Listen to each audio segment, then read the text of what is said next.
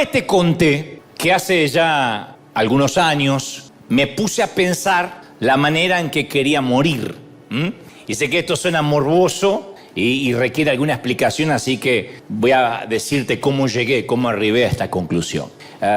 Luis Sandrini fue un actor argentino que filmó 78 películas. Entre la mayoría en Argentina, otras en España, algunas en México. Fue parte de ese cine dorado, cine de oro, donde también estaba Cantinflas, Nini Marshall, Libertad Lamarque.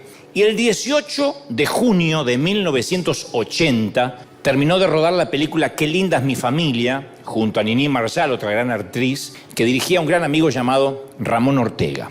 El jueves 19 de junio, el actor se encontraba charlando. Y de pronto sus acompañantes se dieron cuenta de que se le comenzaba a torcer la boca al intentar hablar y al primer momento pensaban que era una de las tantas bromas que solía hacer don Luis. Y después tomaron la dimensión del drama. Se trataba de un infarto cerebrovascular, un coágulo sanguíneo de un gran tamaño, decía que en el tamaño de una naranja cuando se lo extirparon, le provocó una hemiplegia del costado izquierdo. Entonces lo intervinieron quirúrgicamente, realizándole una craneotomía, para aliviar la hemorragia y extraerle los coágulos que estaban situados en la zona crítica. Y luego de permanecer por varios días en coma, falleció el 5 de julio de 1980. 5 de julio de 1980, a los 75 años de edad. Gran actor. Y al día siguiente yo cumplía 12 años. Al día siguiente. Y con esa edad y con un periódico en la mano que decía en letras de molde, murió Sandrini, era la noticia, no había redes sociales, uno se enteraba por el diario,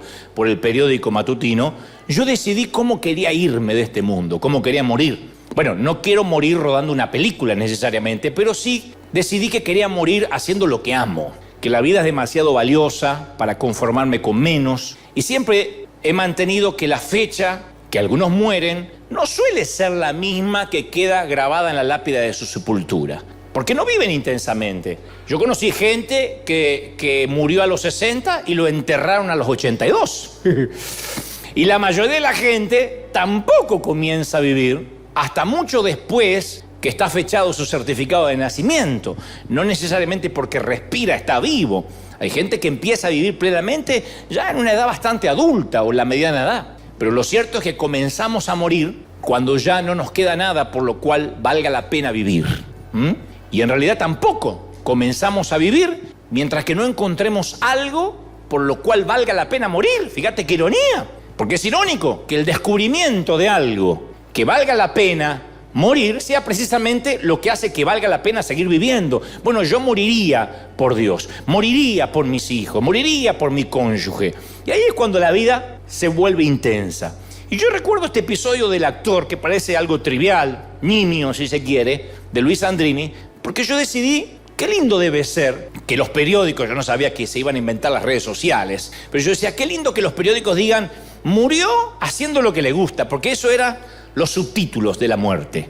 Murió rodando una película, murió actuando. No estaba senil, abandonado en un geriátrico, de modo que dijeron, mira vos, murió. Ya no se sabía nada de la vida de él en los últimos años. No, estaba ahí en el plató, en el set. Por eso yo insisto con la frase que no hay que vivir muriéndose, sino que hay gente que está toda la vida, todos los días muriéndose un poquito. No hay que morir todos los días, sino que hay que vivir todos los días sabiendo que si bien la muerte es cercana y si bien la muerte puede estar a la vuelta de la esquina, cuando uno vive intensamente, degustando cada día, comiéndose una buena porción de la vida todos los días, lo vive de manera tal que cuando llega la muerte es simplemente un trámite, diciendo, bueno, he hecho lo mejor, amé, serví, no me fui muriendo todos los días, sino que la muerte me sorprendió vivo, que la muerte nos sorprenda vivo. Y la muerte define nuestras prioridades. Y de una manera extraña, la inminencia de la muerte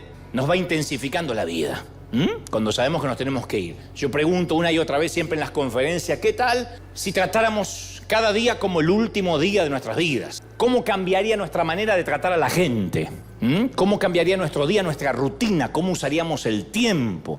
Que hablamos de eso el domingo pasado. ¿Cómo cambiarían nuestras prioridades en la vida? Si supiéramos que, bueno, me quedan 24 horas. Y yo pregunto, ¿por qué tantos esperan estar a punto de morir para comenzar a vivir realmente? ¿Qué se supone que están esperando. Y la mayoría comienza persiguiendo una pasión, diciendo voy a ser astronauta, voy a ser policía, voy a ser actor. Y en algún momento se conforma con un salario y empieza a vivir mediocremente. Y en lugar de edificar una vida, todo lo que hacen es ganarse la vida, pagar gastos, sobrevivir un día más en el peor de los casos. Entonces yo estoy consciente de que sí, que hay que pagar los gastos. Estoy consciente que hay que honrar las deudas, sacar la basura y de tanto en tanto, una vez cada año bisiesto, invitar a la suegra.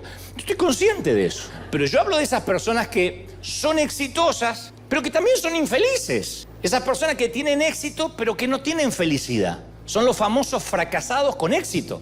Los que apoyaron su escalera en la pared equivocada. Y subir por la pared equivocada es triunfar en algo que no deberían haber triunfado. Es llegar a la cima y encontrarse con nada. Llegar arriba y decir, no era lo que yo buscaba o no era lo que yo esperaba. Por eso digo siempre, es preferible fracasar en algo que amamos que tener éxito en algo que no amamos, en algo que no disfrutamos. Y el tema es que algunos pueden pasarse la vida sin lograr descubrir qué es eso, para qué nacieron, cuál es el propósito, cuál es ese ángel. ¿Para qué nacimos? Hay gente que viene a la iglesia y no tiene propósito en la vida. Y se les nota porque van sobreviviendo un día más, mañana es lunes de vuelta, otra vez viene el verano y después el invierno y después la Navidad. Y se le van pasando los años. Dicho esto, yo quiero recordarte que hay pocas cosas tan milagrosas como el momento de la concepción de un ser humano. Yo sé que parece infantil, pero a veces se nos olvida que un espermatozoide, como nos dijeron cuando éramos chicos, llega a un óvulo y todos los datos genéticos que determinan quién va a ser esa persona, desde los rasgos faciales hasta la personalidad, quedan codificados dentro de esa primera célula que se forma entre la unión de ambos. Y ahí comienza un proceso de gestación de 9 meses. Iba a decir 9 semanas, iba a ser muy chiquito, de 9 meses. Entonces el cuerpo de la madre empieza a producir hormonas mucho antes de que se entere de que está embarazada. El corazón del bebé, estaba leyendo, empieza a latir el día 22. A las 4 semanas esa primera célula se multiplicó y creció hasta hacerse 10.000 veces mayor.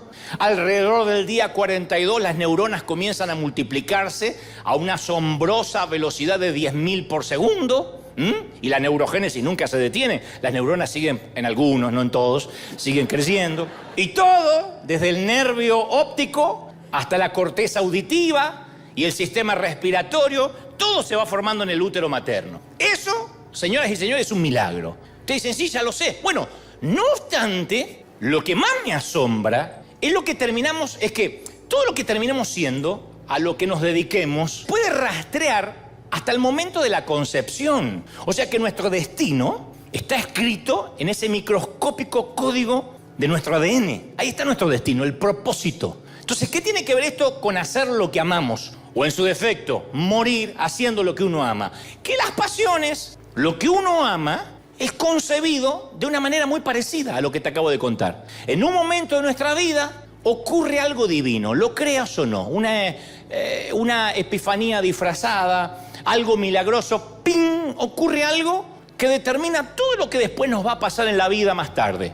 Todos vivimos, y si hacen memoria vamos a coincidir, en algún momento, hayas conocido a Dios o no, algo inexplicable que es concebido así, como si fuera fecundado un óvulo, pero en nuestro espíritu, algo. Ese es el primer toque de Dios. En el verano de 1957, un chiquito de 12 años viajaba con su familia al Parque Nacional de Yellowstone y mientras iban en una carretera serpenteante del cañón sin baranda, un coche que circulaba en la dirección opuesta se metió en su carril y quedaron a 5 centímetros de caer por el precipicio, de caer por el barranco. Eso es lo cerquita, 5 centímetros que estuvimos de nunca ver Buscando a Nemo, Los Increíbles, Cars, Monster Inc., Coco, porque ese niño que iba en el auto de 12 años era Ed Catmull, fundador y presidente de los estudios de animación Pixar.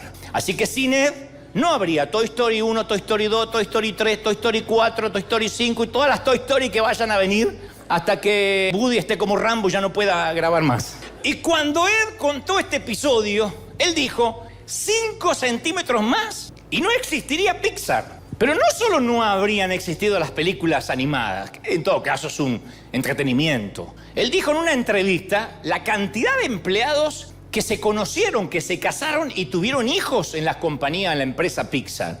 Y él dijo, todas esas parejas no tienen la menor idea que estuvieron a 5 centímetros de no conocerse, a 5 centímetros de no haber concebido esos hijos que tienen. Entonces la vida se compone de esos 5 centímetros que cambian nuestra trayectoria para siempre. Así empieza, como cuando se fecunda un óvulo. Eso es divino. Esos son los momentos en los que nos sentimos vivos. Son los momentos en los cuales nuestro éxito no se le puede atribuir a una persona, sino al favor, a la bendición de Dios. Él hace por nosotros en un momento algo que nosotros no hubiésemos podido hacer por nosotros mismos. Cuando mi mamá se enteró que estaba embarazada de mí y a la vez fue diagnosticada con cáncer de útero, coincidental con el embarazo, mi padre le dijo con buen tino, yo no lo culpo, le dijo con buen tino, tienes que abortar lo antes posible, ya tenemos 3 hijos. ¿Para qué queremos un cuarto que puede hacer peligrar tu vida? Y cuando ella fue a la cita médica, ella tuvo la corazonada de continuar con el embarazo, a pesar de los riesgos que eso implicaba. Y aún durante el parto le dijeron a mi papá, le dijeron afuera que tenía que elegir. Y si él no elegía, y si la vida de su esposa, o sea, mi madre, corría algún riesgo, ella sería la prioridad y no el bebé. Esos fueron mis 5 centímetros. Y por carácter transitivo también tus 5 centímetros, al menos de no estar sentado hoy acá, de no estar viendo la transmisión por internet o que no exista River Arena. Esos fueron los 5 centímetros. 5. Yo ya venía mal porque te conté, porque cuando le dije mamá me quisieron tener, dijo no, fuiste un descuido, ¿te acordás? Yo ya venía mal por eso porque fui un descuido, porque fui un susto. Pero cuando a eso le agregan al descuido y al susto, de que encima mi papá dijo no, el nene no lo salven. Amoroso mi papá. Pero yo supe en ese momento que eran mis 5 centímetros. Eso no lo pude haber decidido yo. Pero a medida que vamos creciendo, comprendemos para qué se nos regalaron esos 5 centímetros, esa gracia, ese favor. Y llega un momento en que hay que hacer algo al respecto de esos 5 centímetros. Se te dio vida. No importa dónde naciste, puede ser en la Villa Fiorito, que acabamos de ver en Argentina, en Tijuana o en Beverly Hills. Pero se te dio el regalo de los 5 centímetros de vivir. Hubo una noche de avivamiento de tus padres y algo pasó. Y acá estás. En algo ganaste. Fuiste el espermatozoide que llegó. Entonces, hay un momento para que yo nunca gano en nada. ¿Cómo que no? Estás acá, ganaste. Y aplauden. Eso es maravilloso. Porque algunos recién se acaba de dar cuenta. Oh, es cierto. Entonces, después uno tiene que, lo que yo llamo ganarse el derecho a vivir. Hacer algo que valga la pena ese milagro de los 5 centímetros. Hace varios años, alguien que trabajaba conmigo me dijo que orara, me dijo, ¿por qué no oras por mí? Dice, porque mi sueño es tener un traje y yo no me lo puedo comprar. Acá parece algo trivial, pero en Argentina comprarse un traje, uno lo puede hacer si deja un riñón como parte de pago. En ese momento era imposible. Entonces yo le dije, bueno, voy a orar para que te puedas comprar un traje. Pero fue como que si Dios me dijera, ¿por qué me lo estás pidiendo a mí? Si vos sos el que tenés un traje extra, no yo. Entonces decidí dejar de orar y actuar. Y le dije a mi amigo que tenía un traje para regalarle. Y así me convertí en la respuesta a mi propia oración. ¿Por qué pedirle algo a Dios que está dentro de mis posibilidades de hacerlo yo? Entonces, hay algunas cosas que tenemos que hacer sin la necesidad de orar. O sea, no necesitamos orar para amar al prójimo. No tenemos que orar para dar con generosidad. Uno ve la pobreza, ve la necesidad de la gente, no dice, voy a orar a ver si le doy de comer. No necesitamos orar en cuanto a si debemos bendecir a alguien, si se halla dentro de nuestras posibilidades. Entonces Dios ya habló, Dios ya nos dijo, lo que necesitamos nosotros ahora es hacer, dejar de orar y comenzar a actuar. Llenar la solicitud, hacer la llamada, escribir el cheque, concertar la cita, tener la conversación, si vas a ponerte de novio, ponerte desodorante mínimo. O sea, no podemos vivir como, bueno, quiero que se me sigan regalando los 5 centímetros. No, nuestro problema es que no sabemos lo que hay que hacer. Lo sabemos perfectamente bien, pero no lo queremos hacer. De modo que Dios no va a hacer por nosotros lo que nosotros tenemos que hacer. Si los cristianos sabemos que Dios habita en el ser humano, ¿por qué no actuamos siempre en consecuencia? ¿Por qué tantas veces apartamos la vista de las viudas, de los pobres, de los necesitados, de los huérfanos, esperando que los políticos lo hagan? Martin Luther King decía, no me preocupa a mí la gente mala, sino el espantoso silencio de la gente buena. La gente buena que no hace nada. La gente mala va a seguir haciendo maldad. ¿Y la gente buena? Entonces, cuando la palabra cristianismo se convierte en un sustantivo, se convierte también en un desencanto. Yo esta semana mencionaba en las redes a la polémica canción del proverbista Ricardo Arjona. Jesús no es un verbo, es un sustantivo. No, Jesús no es sustantivo y es un verbo. No le vamos a cambiar porque voy a tener problemas también de copyright. Pero, por cierto, tiene una prosa y una poesía descarnada, acerba, pero ácida, pero tiene unos textos que son maravillosos. Y yo debo decir esto, no conocía la canción en su totalidad, pero entre la letra, algunos decían, pero ¿se hizo cristiano Arjona? No, eso es lo sorprendente. Y escribe, y dice el querido Chapín, ¿qué haces, hermano, leyendo la Biblia todo el día? Lo que allí está escrito se resume en amor, ve y practícalo. Jesús es más que un templo de lujo con tendencia barroca. La iglesia se lleva en el alma y en los actos, que no se te olvide que Jesús, hermanos míos, es verbo, no sustantivo. Jesús es más que un grupo de señoras de muy negra conciencia. Y acá se pone complicada la cosa. Jesús es más que persignarse e hincarse y hacer de esto alarde, dice Arjona. A Jesús le da asco al pastor que se hace rico con la fe. Y ahí se pone más complicado todavía. Ahí es cuando dicen algunos, no, ahí lo está inspirando Satanás, no. De mi barrio, la más religiosa era doña Carlota, que hablaba de amor al prójimo. Y dice, y nos ponchó 100 pelotas. Se ve que agarraba las pelotas de los chicos y las ponchaba y le hablaba de amor. Y a él le quedó el rencor contra la Carlota. De niño aprendí que la religión no es más que un método con el título prohibido pensar que ya todo está escrito. Me bautizaron cuando tenía 2 meses, no me preguntaron. Hubo fiesta, piñata, a mí no me preguntaron. Y luego dice el autor, bautízame tú, Jesús. Así entre amigos, yo sé que odias el protocolo. Señores, no dividan la fe. Las fronteras son para los países. En este mundo hay más religiones que niños felices. Jesús, hermanos míos, es verbo y no sustantivo. Y cuando lo leía, lo primero que me vino a la mente, por si no te gusta Arjona, y dice, ¿cómo está mencionando a Arjona? Ya Miguel del Cel me lo aguanté, ahora Arjona. Entonces te va a gustar el libro de los Hechos. Porque el libro de los Hechos no es el libro de las ideas, de las teorías, de los sermones. Es el libro de los hechos. Hechos. Y si la iglesia del siglo XXI habláramos menos e hiciéramos más, tal vez causaríamos el mismo impacto que la iglesia del siglo I. Entonces hay gente que vive como si estuvieran esperando que Dios les dijera, bien pensado, siervo fiel, bien dicho, predicado y debatido en las redes, siervo fiel. Pero Dios no va a decir ninguna de esas cosas. Solo hay un elogio en Mateo 25, 23. Hiciste bien, buen siervo y fiel. Hiciste bien, porque Dios pagará a cada uno lo que merezcan sus obras. Romanos 2:6. Pero hiciste bien y le pagará por lo que hiciste. Alguien tiene que aplaudir más que eso si de verdad están convencidos, ¿sí o no?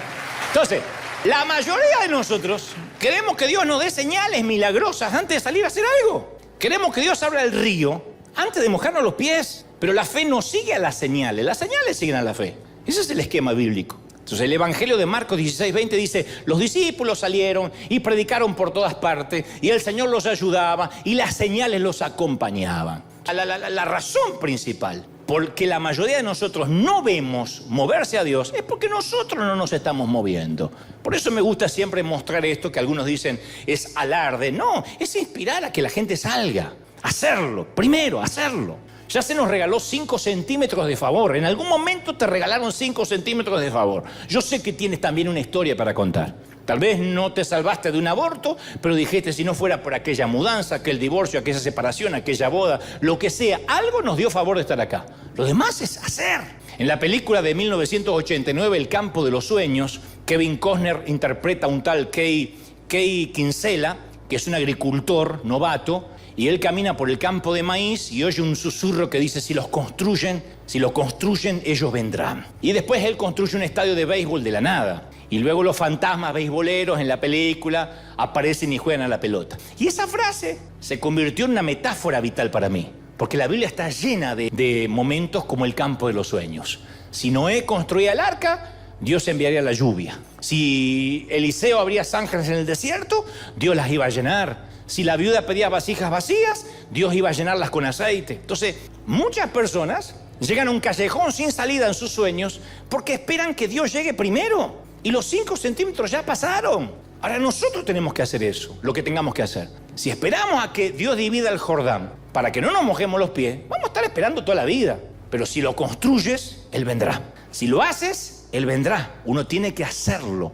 Entonces la palabra cristianismo, como dice Arjona, no nunca fue pensada como un sustantivo. Dios siempre quiso que fuera un verbo y hay que aprovechar las oportunidades de servir, porque las palabras ya son baratas y nosotros ya abaratamos bastante el cristianismo. Y Dios no recompensa lo que sabemos, Dios no recompensa lo que decimos, Dios no recompensa lo que defendemos, Dios recompensa lo que hacemos por los que necesitan. ¿Estamos de acuerdo, sí o no? Por eso somos River, por eso somos un granero. Dios recompensa lo que hacemos, lo que damos. En nuestro programa de tele, en la primera parte, antes de entrevistar a la persona famosa, a la celebridad, siempre mostramos decenas de personas que son héroes, que hacen tareas solidarias por el resto. Y desde una mamá que perdió un chiquito en su batalla contra las drogas, y como el chico se suicidó, catalizó ese dolor ayudando a otros, hasta motoqueros barbudos que dan de comer, o médicos que donan una hora de su tiempo. Y el periodista que trabaja para nosotros me dice, lo que encontramos en estas ONG no son necesariamente gente cristiana. Algunos son ateos, otros son agnósticos, católicos, hay musulmanes, judíos, evangélicos. Dice, y hay gente que se dedica a hacer, no se pone a pensar si es de Dios o no es de Dios. Se conmueve por algo y decide hacer. Y algunos no hacen porque creen que predicar es solo hablar. Y creo que cuando uno cree que predicar solo es hablar, hay un viejo adagio que dice, preparados, listos ya. Voy a ir cuando esté listo. Y yo sé que es importante la preparación, pero me parece que es al revés. En realidad nunca vamos a estar preparados. Hay gente que dice, yo cuando esté preparado voy a servir. Y mientras la gente tiene hambre, nunca vamos a estar listos, nunca. Algunas veces solamente necesitamos ir, cambiar el paradigma, decir ya, listos, preparados. Me voy preparando en el camino. Hay quienes se pasan toda la vida preparándose para algo que Dios les dijo que hagan, pero nunca llegan a hacerlo, porque no se dan cuenta que nunca van a estar suficientemente preparados. Yo nunca me sentí preparado para hablar a la gente, nunca. Yo te conté un montón de veces que yo confundí los profetas, los apóstoles, subí a Moisés al arca, le prendí una zarza a Noé, un burro se tragó a Jonás. Yo hice unos desastres, pero yo quería hacer algo. Pues yo decía, yo quiero, a los 12 años dije, yo quiero morir haciendo algo que amo, inspirando. Entonces nunca tendrás suficientes estudios, nunca tendrás suficiente experiencia, nunca tendrás suficiente dinero. La vida pasa muy rápido, solo tienes una oportunidad. Entonces en algún momento dejas de orar para hacer. Y yo estoy absolutamente convencido de que el elemento que predice el éxito en cualquier empresa es la persistencia, no tanto la preparación, el persistir, el estar, el hacer. No se trata de cuánto nos esforcemos, sino cuánto tiempo nos estemos esforzando. ¿Me siguen, sí o no? Pues me miran con la cara me diciendo esforzar. Gálatas 6:9 dice, no nos cansemos de hacer el bien, porque a su tiempo, ¿qué dice? Cosecharemos. Si no nos damos por vencidos. Claro, porque a veces uno sale a ayudar a alguien y no te dan ni siquiera las gracias. Yo te conté muchas veces que en plena pandemia empezamos a salir acá por el barrio y a veces me agarraba un ataque de caspa. Decía, este señor, llévatelo porque te lo mando, te da bronca. Ay, ¿qué trajeron? No tienen leche de almendra. Pero si por la oreja te voy a meter la almendra. No te das cuenta que estamos en pandemia, condenada. Es increíble. Como si venía la entrega al mercado. Esto no fue lo que pedí. Y después otros te decían, ay, no estamos muriendo de hambre. Y a veces uno se cansa. No voy más. Pero dice, uno va a cosechar si no se cansa de hacer el bien. Y nosotros tendemos a sobrevalorar las cosas que logramos a corto plazo, en microondas. Pero infravaloramos, no valoramos las cosas que se consiguen a largo plazo. Entonces, mientras más duro uno trabaje y más tiempo trabaje, más resultados vamos a producir. Pero uno a veces se cansa y dice, no, pero yo lo que estoy haciendo... A veces enviamos, durante la pandemia, que yo te conté que enviamos tantos recursos a todo el mundo, había gente que ni gracias nos decía. Y uno dice, tengo que seguir porque hay gente que sí o sí lo necesita, independientemente de que te digan gracias o no, o que lo valoren o no. Realizaron un estudio a chiquitos japoneses e hispanos. Japoneses por un lado e hispanos por otro lado. Chiquitos de primaria. Se les dio un rompecabezas muy difícil y tienen que tener un tiempo y querían ver en qué tiempo se daban por vencidos. Entonces, como promedio, los niños hispanos, 9 minutos, no, ya está. Esto es difícil y lo abandonará. Los niños japoneses como promedio de 15 minutos a media hora no se daban por vencidos. Casi más del 50% de diferencia. ¿Y querés adivinar quiénes consiguen las notas más excelentes en matemáticas en un colegio? Sí, no, sátelo. El éxito en cualquier empresa no es más inteligencia, es disciplina. Como dice Yokoi Kenji, tarde o temprano la disciplina vencerá la inteligencia. La disciplina vence la inteligencia, no hay sustitutos, no hay atajos. No importa si se trata de atletismo, de materias académicas, de música, de matemáticas, de lo que sea en la vida. Un estudio demostró que hace falta 10.000 horas. 10.000 horas para sobresalir en cualquier campo. 10.000 horas, si no, no eres bueno en nada. No te hagas operar ni el apéndice por alguien que no operó 10.000 horas antes. Doctor, ¿usted operó? Mi primera vez. No, salí corriendo, moriste de apendicitis con dignidad. Y si vas a hacer un examen de próstata, que haya tenido 10.000 horas de exámenes. ¿Qué sé yo? Por ahí está practicando, lastima, andá, sabe. Esto quiere decir 10 horas por semana en 20 años. 20 horas por semana en 10 años. O 40 horas por semana en 5 años. 8 horas al día por 5 años. Ahí uno es bueno en algo. Nadie nace siendo exitoso. ¿A qué mamá le dijeron, señora, acaba de parir un bebé exitoso? ¡Oh! ¡Qué empresario el bebé! ¡No! Hay que trabajar. Después de esos 5 centímetros, de favor, de gracia, hay que trabajar duro. Son 10.000 horas. 10.000 horas dando, 10.000 horas sembrando, 10.000 horas ayudando. A mí una de las cosas que más me fastidia es la gente que no se mueve en el semáforo cuando se pone en verde porque está mirando el celular. Si yo estoy mirando el celular y se pone en verde, está bien, porque estoy mirando algo muy importante. Pero si yo estoy atrás y adelante hay alguien mirando el celular y se pone en verde, yo soy de los odiosos que tocan bocina. Perdón. Oh, trajeron las chicas del convento. Si no se puede quedar... ¿Por qué? Porque tengo lugares donde ir, tengo cosas que hacer. Porque la vida es muy corta para estar parado en una luz verde. Hace 2000 años Jesús dijo, vayan, sirvan. Entonces, ¿por qué actuamos con una mentalidad de luz roja? Muchos están esperando que se encienda una luz verde que ya se encendió hace 2022 años. Entonces el exceso de análisis, voy a buscar la voluntad de Dios, trae una parálisis emocional, espiritual. Yo me pregunto muchas veces si la adversión que mucha gente tiene contra la iglesia, incluyendo a Arjona, se debe a nuestra pasividad, que por ahí está mirando y no lo puedo invitar nunca después. Digo, si eso no se debe a la pasividad nuestra, que nosotros consideramos que ser bueno es no hacer cosas malas. De manera que practicamos la santidad por sustracción. No hagas esto, no hagas lo otro. Pero el problema es que alguien puede abstenerse de hacer todo lo malo y seguir sin hacer nada bueno.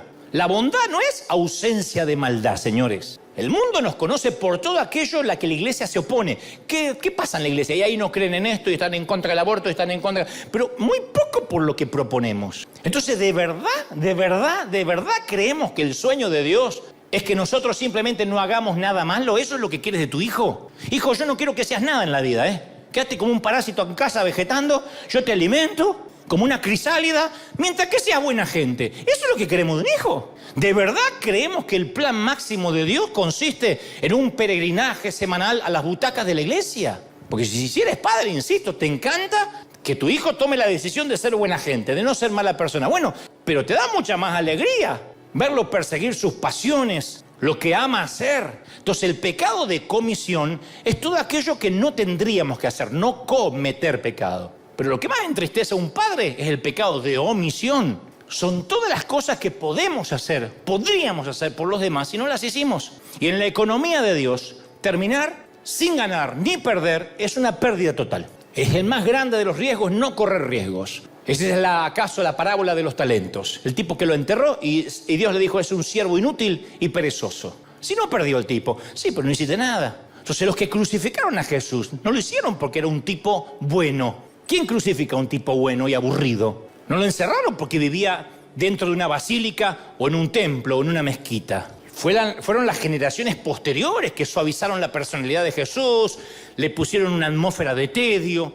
hicieron de Jesús un gatito casero para sacerdotes pálidos y viejas chismosas, que acá no hay, pero vienen al otro servicio. Por eso la gente en las redes dice, ay, así no hablaría Jesús. Jesús no hablaría así. ¿Qué cuerno sabés cómo hablaría Jesús? Pero creen que Jesús era un hippie bueno, medio drogado. Amados unos a otros. Ese es John Lennon, no Jesús. Entonces, los que seguimos los pasos de Cristo, tendríamos que tener la pasión que Él tenía. La palabra entusiasmo está formada por la combinación de dos palabras, en y teos, que significa en Dios. Y mientras más conocemos a Dios, más apasionados deberíamos ser. Yo te cuento algo muy interesante, para no aburrirte. La segunda ley de la termodinámica expresa esta verdad física. Todo lo que hay en el universo se mueve hacia el desorden y el deterioro. Todo. Los autos se oxidan, la comida se pudre y, por supuesto, estás envejeciendo. Pegale una mirada al de al lado y decís, ¿verdad? Mira cómo sabe Dante. O sea, a excepción yo, que voy un poquito más lento, ustedes están envejeciendo rápido. A esa ley se la llama ley de la entropía.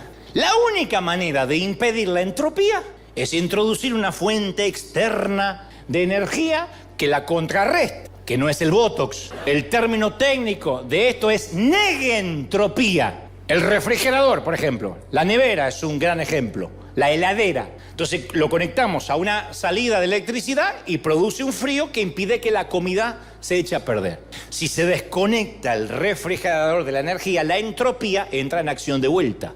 Y las cosas comienzan a tener mal olor, aunque sea leche de almendra. Se pone mal olor. Tomá, si estás mirando. Entonces, pobre señora, pero me da bronca, porque era... Entonces, hace muchos años, mis padres comenzaron a sentir un mal olor en casa, yo te conté, y pensamos que el olor se iba a ir solo. No solo no desapareció, sino que empezó a empeorar progresivamente y el mal olor parecía venir de uno de los enchufes de la pared. Y mi viejo quitó el tomacorriente y halló una rata muerta. Se ve que había estado corriendo por entre las paredes huecas, mordió alguno de los cables eléctricos e hizo de nuestra pared su último lugar de descanso. Y cada vez que cuento esa historia, la gente me cuenta experiencias similares. Me dice, sí, una vez un paquete de carne se salió de la bolsa y se pudrió debajo del asiento delantero del auto. O la leche se derramó sobre la alfombra del piso y se pudrió. Ahora, ¿no es lo mismo que nos pasa cuando nos desconectamos de Dios? La vida se mueve hacia el deterioro y el desorden. Entonces, ¿cómo uno supera las tendencias entrópicas? Si la vida es entropía, entonces invertir nuestras energías en una visión, en algo que ayude a la gente, es enchufarnos al refrigerador. Proverbios 29:18 dice, donde no hay visión, el pueblo se extravía. Y la palabra extraviarse viene de la palabra entropía. En otras palabras, es un alimento pútrido. En otras palabras, si no hay visión, si la gente no tiene un propósito por el cual levantarse cada mañana, si tu único propósito es pagar el mínimo de la tarjeta, si tu único propósito es pagar el mortgage, la renta, el alquiler, lo que sea, te vas a volver, perdonen la imagen mental, un verdoso montón de mugre lleno de moho, aunque estés perfumado por fuera. Porque donde no hay visión, la entropía domina. Y la visión actúa como conservante. La visión es lo que nos mantiene jóvenes. Cuando un hombre dice, me jubilé y voy a descansar y tiene 60 años, empieza a morir. Yo vi a mi papá morir. A mi papá lo enterré a los 93, murió a los 61. A los 93 se fue de esta tierra, a los 61 fue un muerto en vida. Porque al principio dije, me quedo en casa y después empezó a sobrar. Mi mamá dijo, ay, qué lindo, viejo, te voy a tener en casa, compartir tanto tiempo juntos. Un día duró. Levanta los pies, viejo, que tengo que limpiar. ¿Cómo se ve que no hace nada? Y el viejo parecía que sobraba, arreglaba las plantas, desplantaba, hacía injertos, las volvía a plantar. No sabía qué hacer. Entonces los últimos 30 años estuvo muerto. Y no se rejuveneció. La ley de entropía se los llevó puesto. Yo no voy a decir acá quiénes están desenchufados, pero yo tengo una teoría. La mayor parte de los problemas de la gente, incluso dentro de la iglesia, no es por la abundancia de pecado, sino por la falta de visión, de propósito en la vida. Cuando la energía que debería consumirse exteriormente se consume interiormente, produce implosión. En lugar de arrojar la red, arrojamos piedras. En lugar de extender manos, levantamos dedos acusadores. En lugar de ser buscadores del necesitado, nos hacemos críticos de la gente. En lugar de ayudar a los que sufren, hacemos sufrir a los que ayudan a través de las redes. Y el resultado, espiritualidad cínica. Iglesias hipócritas, diría Arjona. Ojos avaros, buscando verrugas en los demás, ignorando lo que tienen debajo de la nariz. Iglesias divididas, basílicas, sinagogas, mezquitas, templos vacíos. Corazones rotos, iglesias legalistas, religiosas, estúpidas. Y tristemente, gente sin alimentar. Niños confundidos, sin aconsejar, perdidos sin alcanzar, hambrientos sin comer. Nada te va a poner en mayor perspectiva que la visita a un hospital. Cuando te empieces a quejar mucho, yo siempre recomiendo, andate a un hospital, si es posible un hospital de niños. Andate a un hospital de niños, vas a encontrar dos cosas. Primero, no hay ningún ateo ahí adentro, no importa lo que haya creído en la vida. No hay un papá que te diga, no, a mi hijo déjemelo morir de cáncer, no me venga a orar, ¿eh? No hay un ateo, nadie muere ateo. Y nadie ve morir a un hijo y no se permite el lujo de que recen u oren por él. Si quieres tierra fértil para hablar de Dios, un hospital de niños. La segunda cosa, un shock a todos los que nos quejamos. Un shock. Porque cuando uno ve a un chiquito peladito, lleno de cañitos, de sueros intravenosos, que no juegan hace 6, 7 meses, que están en una cama, que se levantan debiluchos si es que pueden para ir a orinar, uno dice, ¿y yo me estoy quejando de verdad? Porque la leche no es de almendra. ¿De verdad me estoy quejando? Esa es la universidad de la vida. Pero nada une más a los soldados que una misión común. Deja a los soldados dentro de las barracas, que no vayan al frente y vas a ver qué pasa con las actitudes. Se van a quejar que las camas son muy duras, que la comida es fría, que los jefes son exigentes. Mandá a esos mismos soldados, sacarlos de las barracas, mandalos a las trincheras, que tiren algunos tiros, que le exploten las granadas alrededor. Y vas a ver que los dormitorios dejan de ser aburridos, les va a aparecer el cielo, las camas van a ser grandiosas, la comida un banquete, los jefes un ejemplo. Pero en la vida estamos tan desocupados, gente, que nos fabricamos unos mezquinos problemitas pueriles. Por eso yo te recomiendo que no nos limitemos a señalar lo que está mal. Tenemos que ser parte de la solución, hacer algo. No orar, hacer algo. No nos limitemos a criticar lo incorrecto, a sentar el trasero, a hablar mal de lo que hace otro en las redes, en la política, en las comunicaciones, en la vida. No nos faltan ni recursos ni más tiempo. ¿Sabés qué nos falta? Un par de buenos zapatos puestos. Un par de chanclas. Necesitamos personas que tengan menos miedo de perder, ganas de tener oportunidad de hacer cosas, sí o no, gente. Eso es River.